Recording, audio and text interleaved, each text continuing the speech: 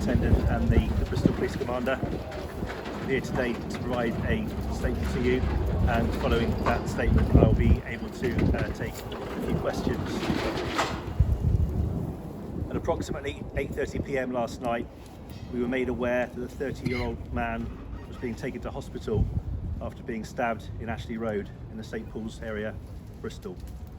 Officers attended the Bristol Royal Infirmary, where a member of the public had taken the victim, but very sadly died in hospital later that night. All our thoughts remain with the victim's family at this difficult time. They are being supported by specialist family liaison officers, and we will continue to keep them updated. I'd like to publicly thank the medical professionals and also the member of the public who came to the man's aid. The Major Crime Investigation Team is now leading a murder investigation. This work is already well underway, and overnight a 43-year-old man was arrested on suspicion of murder. He remains in police custody while inquiries continue. We're all fully aware of the concern recent incidents in this part of the city have had on our communities, and we will work with others to make sure that appropriate support is in place for people who need it. Earlier today, we issued more details of our operation to tackle serious violence and knife crime, and we are committed to working with our partners and communities to tackle the root causes of these incidents. There will be an increased police presence in the area over the coming days, and I urge local people to approach the patrolling officers and discuss any concerns with them. I'd like to make clear that we believe the wider risk to the public from this incident to be minimal. We're keen to hear from anyone who was in the area at the time who may have witnessed what happened. If you saw the incident or have any dash cam or CCTV footage which could help the investigation, then please contact us. If you'd like to remain anonymous, information can also be reported through Crime Stoppers. Mark, you mentioned the proactive campaign there. What tangible ways do you think that's actually really going to make any difference at all in the streets of Bristol?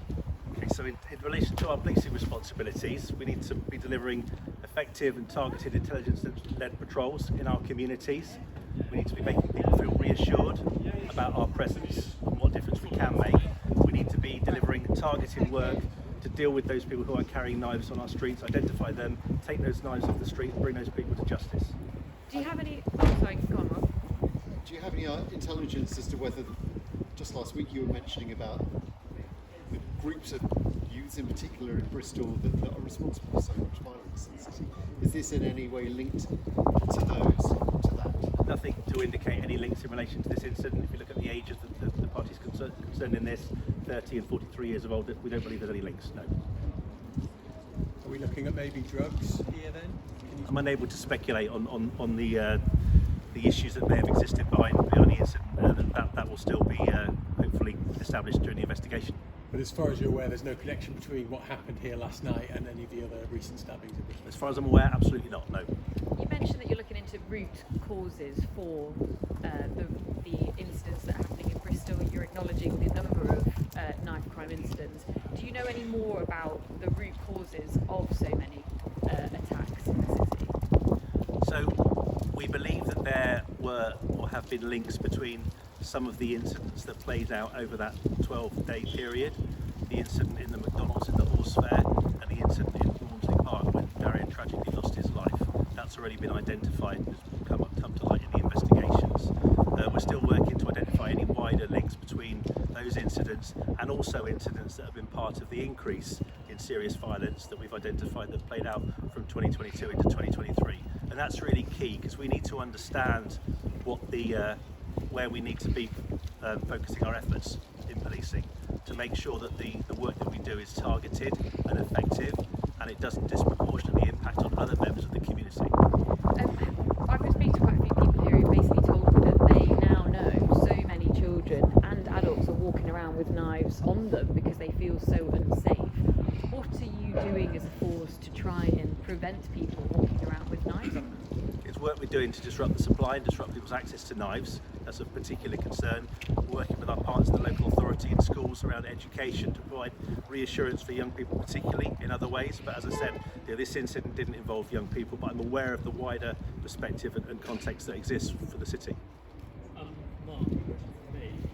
Chancellor's announced his budget today, of course. In that context, would you like ideally to see the police given more funding police officer, the Bristol Commander, responsibilities for policing in the city. So of course I'd always like more police officers, more police resources. I know it's not as simple as that, but I'm always going to want more to be able to deliver more for the communities. Yeah. And what would you say to people who have seen this tonight, another stabbing on the day the city's come together for a campaign against stabbing? The cruel irony of this. What would you say to people who are scared? I would urge people to connect in the ways that we all need to. So police, the local authority, schools, communities, families. This is a problem that's so complex, it's creating such impact that we need to tackle it together. And I'd urge people to get involved in those responses so we can achieve that. Thank you. Thank you. Thanks, Mark.